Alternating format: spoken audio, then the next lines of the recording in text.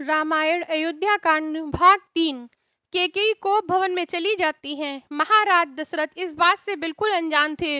उन्हें कुछ भी नहीं पता था कि क्या होने वाला है। प्रसन्न महाराज दशरथ सब कार्य समाप्त जब कर लेते हैं तो वो खुशखबरी सुनाने के लिए अपनी प्रिय रानी कैकेयी के कक्ष में जाते हैं। कैकेयी को उनके महल में ना पाकर राजा दशरथ उनकी दासी से पूछते हैं। दासी से पता चलता है कि वो नाराज होकर कोप भवन में चली गई हैं। महाराज कुछ भी नहीं समझ पाते हैं। वो कोप भवन में जाते हैं।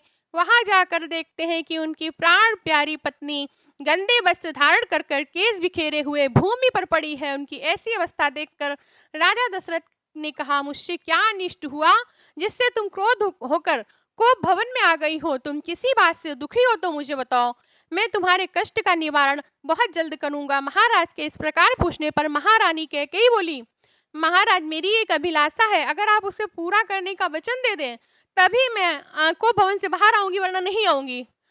महाराज दशरथ बोलते हैं, बस इतनी सी बात के लिए तुम कोप भवन में चली आई हो?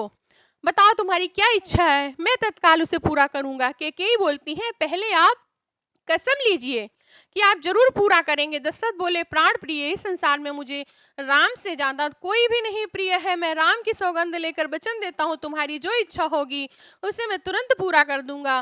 तब महारानी कैकेयी बोलती है, महाराज आपको स्मरण होगा, देवासुर संग्राम में आप मूर्छित होकर जमीन पर जब गिर पड़े थे तो मैंने आपकी रक्षा की थी। तो दशरथ जी बोले, हाँ बिल्कुल सही बात है, और उसी समय आपने मुझसे 2 वर मांगने के लिए कहा था।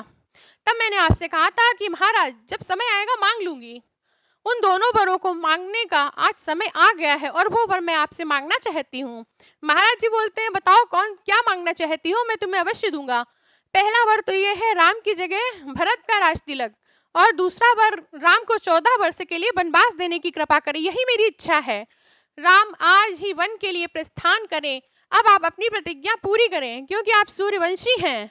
कैकेयी की बातों को सुनकर राजा दशरथ को बहुत झटका लगता है। वो उनका हृदय चूर चूर हो जाता है।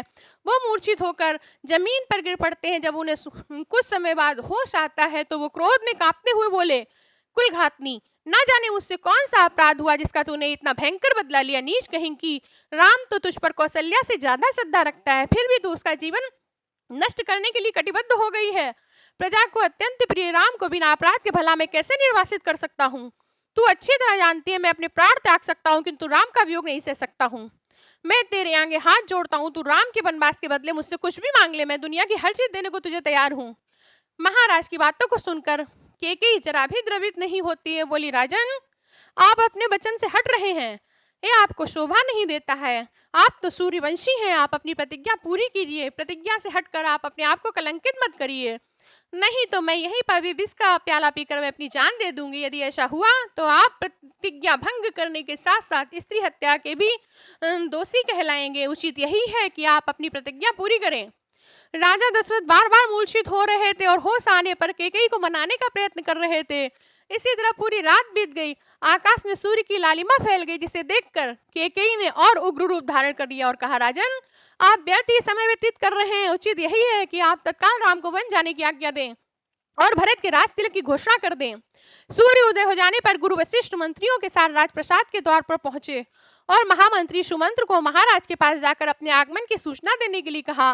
कैकेयी और दशरथ के संवाद से अनजान सुमंत्र ने महाराज के पास जाकर कहा, हे राजा धीराज, रात्रि का समापन हो गया है और गुरु वशिष्ठ का आगमन हो चुका है तथा आप सैया त्याग कर गुरु वशिष्ठ के पास चलिए। सुमंत्र के वचनों को सुनकर दशरथ को पुनः असहनीय वेदना हुई। वो फिर से मूर्छित होकर जमीन पर गिर जाते हैं। उनके इस प्रकार मूर्छित होने पर कुटिल कैकेयी बोली, हे महामंत्री, अपने प्रिय पुत्र के राज्याभिषेक के उल्लास में महाराज रात भर नहीं सोए, उन्हें अभी अभी नींद आई है। महाराज निद्रा से जागते ही राम को आवश्यक निर्देश देना चाहते हैं, तुम शीघ्र ही राम को यहीं पे बुला लाओ।